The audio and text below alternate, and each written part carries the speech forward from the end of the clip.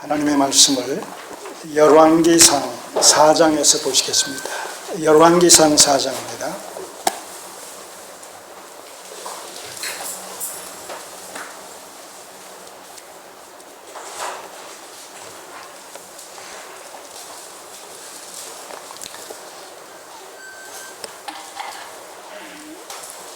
구약 517쪽입니다.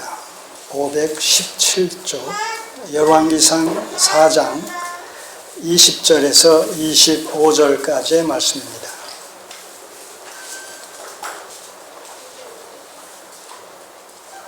열왕기상 4장 20절에서 25절까지의 말씀을 같이 읽겠습니다. 유다와 이스라엘의 인구가 바닷가에 모래같이 많게 되매 먹고 마시며 즐거워하였으며 솔로몬이 하수에서부터 블레셋 사람의 땅에 이르기까지와 애굽 지경에 미치기까지의 모든 나라를 다스림으로 그 나라들이 공을 바쳐 솔로몬의 사는 동안에 섬겼더라. 솔로몬의 일일분 식물은 가는 밀가루가 30석이요 굵은 밀가루가 60석이요 살찐 소가 10이요 초장의 소가 20이요 양이 100이며 그 외에 숫사슴과 노루와 암사슴과 살찐 새들이었더라. 솔로몬이 하수 2편을 딥사에서부터 가사까지 모두 다스림으로 하수 2편의 모든 왕이 다 관할한 바 되매 저가 사방에 둘린 민족과 평화가 있었으니 솔로몬의 사는 동안에 유다와 이스라엘이 단에서부터 부엘세바에 이르기까지 각기 포도나무 아래와 무화과나무 아래서 안녕히 살았더라. 아멘. 기도드리겠습니다.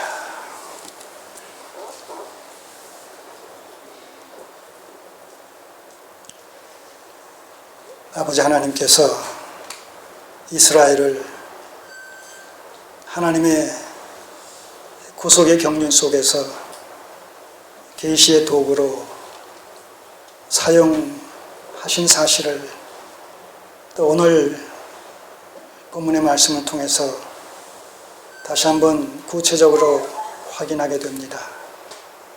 특별히 다윗 왕국을 계승한 솔로몬 왕국이 하나님의 나라를 예표할 뿐만 아니라 그것이 오늘 예수 그리스도로 말미암는 메시아 왕국 곧 교회 공동체 속에서 구체적으로 성취되고 있는 것을 봅니다. 오늘 우리의 눈을 여셔서 주의 법의 귀함을 보게 하옵소서.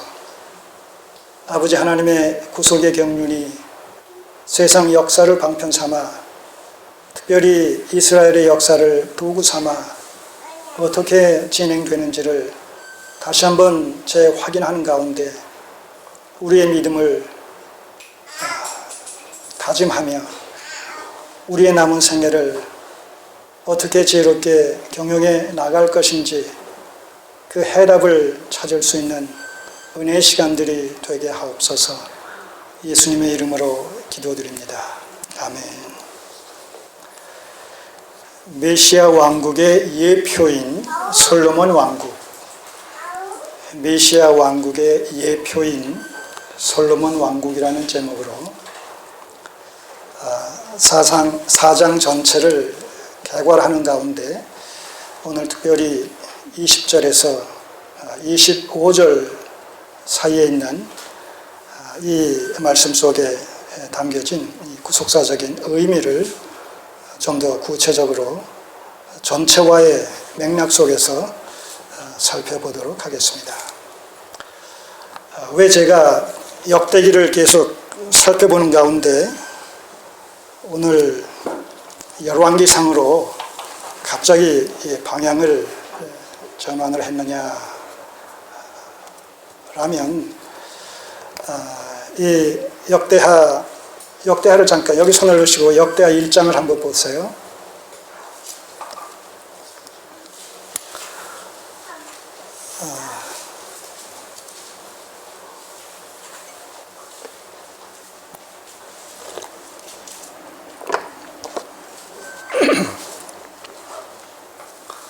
역대하에서는 역대서 기자가 1장 1절에서 13절까지의 내용을 통해서 우리가 이미 살펴본 대로 솔로몬의 1000번째 희생제사의 내용이 소개가 되어 있고, 하나님께서 그 1000번째를 기뻐 받으심으로 말미암아 솔로몬에게 네가 원하는 것이 무엇인지 구하라, 주겠다라고 그렇게 말씀하셨을 때 솔로몬이 무엇을 구합니까?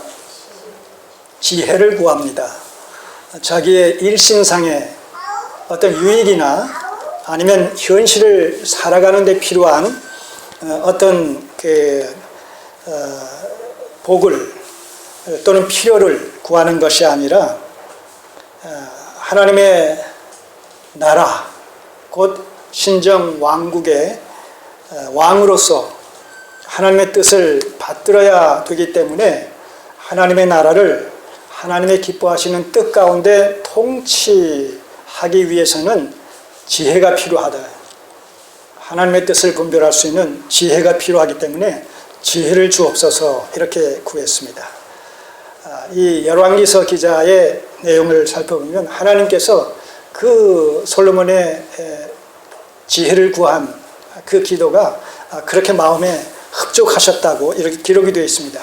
그래서 지혜 외에도 부와 그 다음에 이 존영을, 존귀와 영화를 갖다가 함께 주시겠다고 그렇게 약속을 하셨습니다.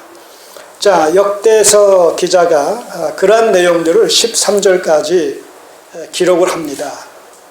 그리고 14절부터 17절까지는 군사적으로, 경제적으로, 또 상업적으로 아주 강성해지고 번영해지고 그 다음에 크게 이윤을 얻게 되는 이런 내용이 소개되고 있습니다. 우리가 이것을 1장 전체 맥락에서 보게 되면 하나님께서 지혜를 주시고 부와 명예와 존귀를 더해 주시겠다고 약속하신 그 약속의 내용이 바로 이렇게 성취됐다라는 내용이 이 14절부터 17절까지의 내용입니다. 우리가 이해를 위해서 잠시 살펴보면 14절, 솔로몬이 병거와 마병을 모으매 병거가 1,400이요 마병이 12,000이라 병거 성에 두고 예루살렘 왕에게도 두었으며. 자, 군사적으로 아주 부강하게 되어진, 강성하게 되어진 이런 내용이 14절에 소개됩니다. 이것이 그 지혜로 이스라엘을 통치함으로 말미암아 그 주변 나라들과의 관계성 속에서 이스라엘의 위상이, 솔로몬 왕국의 위상이 이렇게 강화되어졌다는 것을 이 저자는 여기서 이러한 표현을 통해서 설명하고 있는 것입니다. 군사적으로. 그 다음에 두 번째 15절을 보시면 왕이 예루살렘에서 은금을 돌같이 흔하게 하고 백향목을 평지의 뽕나무같이 많게 하였더라. 경제적인 어떤 번영을 우리가 이 표현을 통해서 살펴보게 됩니다. 이것도 솔로몬이 하나님께서 주신 지혜로 이스라엘을 통치하는 데서 오는 결과가 이렇게 되어졌다는 거예요. 그래서 부와 재물과 존귀를 더해 주시겠다라는 이런 그 하나님의 약속의 말씀이 이런 식으로 지금 결실을 맺고 있다, 열매를 맺고 있다, 결과되어지고 있다, 이것을 얘기하는 것입니다. 자, 그런가 하면 16절은 솔로몬의 말들은 애굽에서 내어왔으니 왕의 상구들이 때로 정가하여 산 것이며, 애굽에서 말을 사왔는데 상인들이 때로 정가하여 샀다. 이건 도매로 떼왔다는 거예요. 많은 양의 이런 그 말들을 도매금으로 떼왔다는 거예요. 그렇게 해서 어떻게 했어요? 애굽에서 내어올린 병거는 하나에 은 600세겔이요 말은 150세겔이라 이와 같이 햇사람의 모든 왕과 아람 왕들을 위하여도 그 손으로 내어왔었더라. 다시 말해서 솔로몬이 애굽에서 수많은 이런 그 말들을 도매금으로 사와가지고 이것을 햇사람과 아람 사람들에게, 왕들에게 소매로 팔면서 많은 이윤을 남겼다는 겁니다. 예. 자, 그렇게 해서 군사적으로나 경제적으로나 그리고 상업적으로 아주 부강해졌다는 거예요. 이런 표현을 통해서 역대서 기자는 이 일천번제로 말미암아서 하나님께서 은혜를 주신 이런 지혜롭게 이스라엘을 통치하는 가운데 주변 나라들과의 관계가 이렇게 평화와 안녕을 도모하게 되고, 또 그런 가운데서 이런 상업적으로도 많은 이윤을 남김으로 말미암아서 부와 재물과 존귀가 풍성하게 넘치는 이런 하나님의 나라가 지금 됐다, 이런 결과를 지금 얘기하고 있습니다. 물론 나중에 애굽에서 사온 이런 말들, 이런 관계는 또 주변 나라들과의 무역을 서로 행했다, 이 상업이 활발하게 무역업이 이렇게 활기를 띠었다, 이런 것들이 솔로몬 통치 후반으로 넘어가면 이방의 여인들을 갖다가 또